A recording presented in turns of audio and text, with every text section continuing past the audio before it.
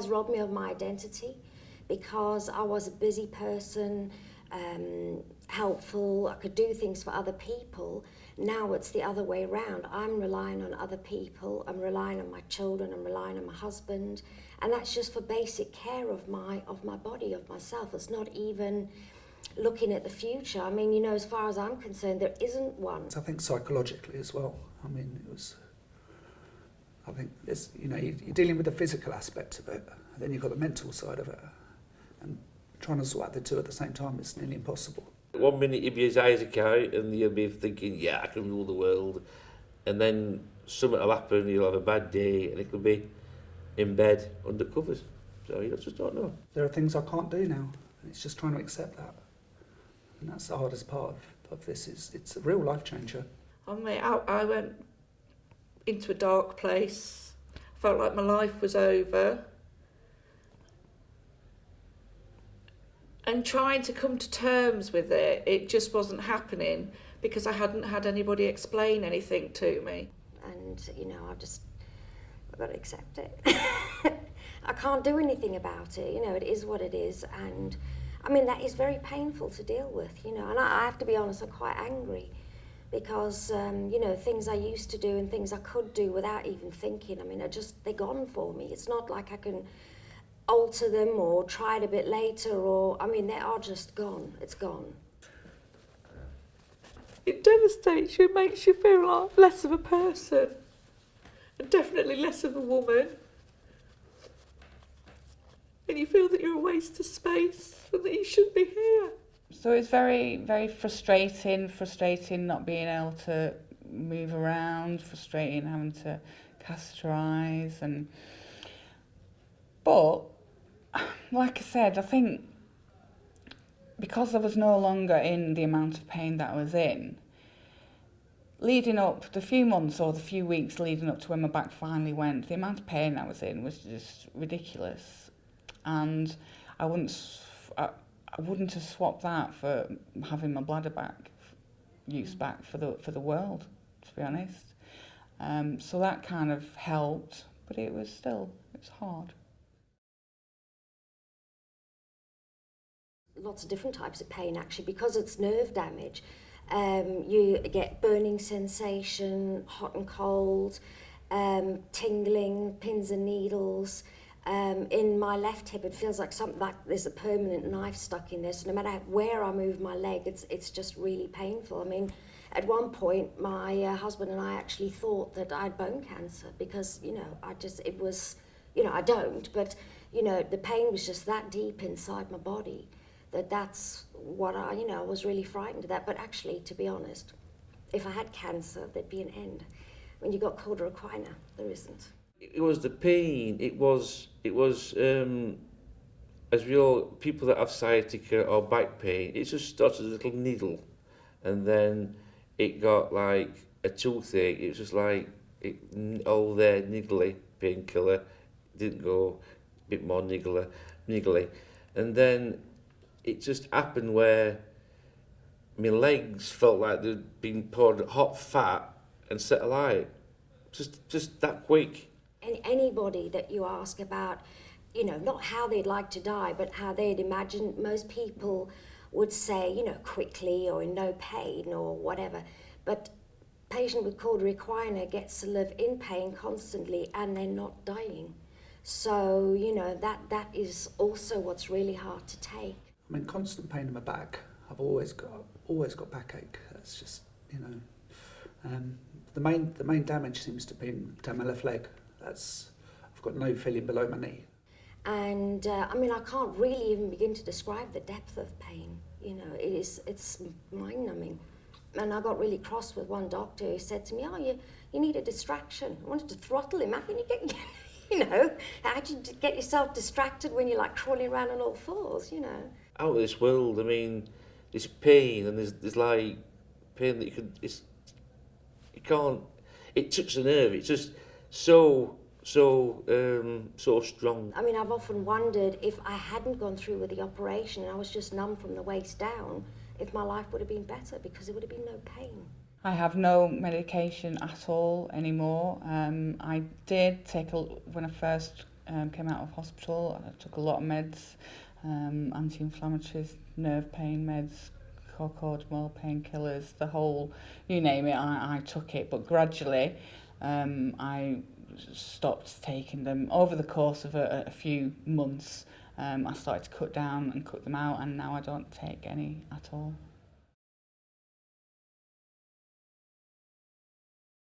I do try to have more positive days than bad days. It's sort of affected me and my partner. Well, it's not my partner now, it's my husband. I kept telling him, you need to go and find a proper woman because you're not going to be one to be seen with me just blundering around and putting up with my bad days. And then he proposed and we got married. He said, it's you that I want to marry. It doesn't matter about how you are. No, my husband, absolutely, I don't have a relationship with him anymore. He will not face up to the fact that I got Cauda Equina. He actually says that I should go private, that I'm being lazy, because I'm not pushing the doctors. He thinks there's some kind of operation or miracle cure, and I've just not looked for it. So, you know, I mean, that's difficult. And then there's the relationship side of it where I can't feel anything when we have sex. So it's always a thing of he feels that should he instigate it? Should we bother because he says it's unfair on me? But then I think, oh, it's unfair on him. Perhaps I should just let him go and find another woman as well then. Because I just don't think I'm right for him. And I do get a bit jealous sometimes that I can't enjoy it. I don't know. But people say, oh, it's not everything, but it's a big part of a relationship. I do suffer from incontinence, as I said, sometimes when I've done anything physical or I you know, make no qualms about it. Sometimes I'm impotent as well. I mean, it's affected that side of our relationship, definitely. But, you know, we just have to just talk through it and, you know, Maggie is completely understanding and there's no problems between us with that, but... That's just gone because my husband knows I can't feel anything.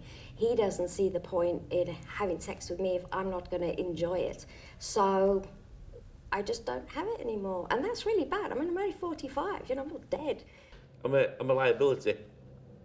But like, I think sometimes they forget because, yeah, when the couple are together and something goes wrong, you bond together, don't you? And then as things just like time progresses, like 2 years or 5 years, they forget that you've got problems. I mean, we all have problems, don't we? But you want to get stuff done, don't you? If you've got somebody walking behind you with 2 sticks and grumbling and whatever, you like get pushed behind. I don't say that my wife doesn't love me. I just think she just tends to do what she can with me, with a lot of like, I'll leave him there now, and I'll walk in front with my mates and have a good laugh, and I'm just like behind and waiting to catch up with him because they'll stop, and you know, it's like I'm always behind. I'm always second best now. But I feel that way. It's just a case of dropping everything and watching out because whatever your kind of, however your life has changed, you have to watch out for, you know, depression and for, you know, when you see somebody getting upset, you know, you just have to drop everything and make sure that, you know, we give them the support that's needed. They do. It's like everybody. You do. Your family, they love you. Your kids love you. Your wife loves you, but there's something missing. Get washed, put your clothes on. If I need some socks on, struggle to put them on, or go, hey, can you come and put my socks on for me? Do my shoes up. And the kids always make a joke, oh, we're supposed to have you do that for us, Mum, like, you know. And then it's struggle to get down the stairs. I have My right leg, if it's a potty trick, if I go somewhere and somebody kicks me, or if I like it jumps out and they go, ooh, see, I can't feel it, and it's like that's one of my problems. I can't feel my leg. No, I've not. I mean, I'm having a bit of physio at the moment. I've had physio on and off for the last 2-3 years, but nothing kind of formal. Just picking things up if I'm trying to bake something, that it's so heavy. Whereas before, pick a saucepan up, be nothing, but the pressure on your spine is just ridiculous. Permanently tired. I think that's the thing. Even if you do something minor, or you go out for the day or something, I think the next 2 days can really knock you for six. I still have some symptoms. I'm still on my right side of my right leg, my right bum cheek, if you like, all the way down to behind the top of my knee is still numb. And I kind of resigned myself to the fact that that's not coming back. So that's numb. And I have a weak right leg and weak right ankle. Getting out of bed in the mornings, you think, oh my God, I've got to get out. I know as soon as I'm going to climb out of bed, I'm going to get cramp. Then my toes are going to claw up. I get a thing called the dreaded claw on my toes that we say. And then it's, if you've not leaked everywhere, you manage to get to the toilet, use your catheter. Because if you stand upright, sometimes your bladder's just so full, it has its own mind. I'm slightly incontinent. I mean, I don't have to use a catheter or anything, but I do have accidents, especially if I do any minor physical work. I think kind of for some reason puts a strain on my bladder. I don't know why. Was never empty, and it got to a point where I catheterise now between 3 to 5 times a day, depending on how much I have, take intake.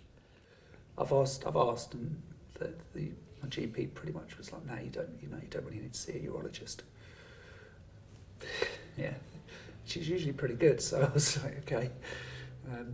I have constipation, but that's managed by just plenty of fluids and the occasional laxative, and that's pretty much it.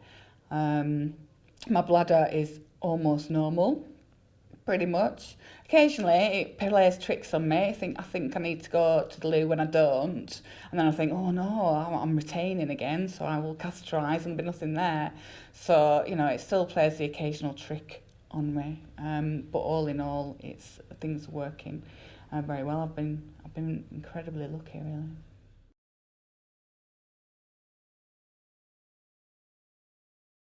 I would have said probably about 3 weeks. About 2 or 3 days. So I was pretty much walking around with CES for 2-3 weeks without even, just struggling. I couldn't walk. I just put it down as a bad back, as you would, but there was all this other stuff going on, and I just couldn't explain what was going on. It was very difficult. They confirmed the compression of the nerves. I was taken into surgery the following morning. So it was about 24 hours. Had an ambulance called, after calling NHS Direct. And they just said it was just a bad back or a trapped nerve, I think they said. When we saw the doctor, when we'd actually gone to the hospital, he actually wrote down that it wasn't Cauda Equina.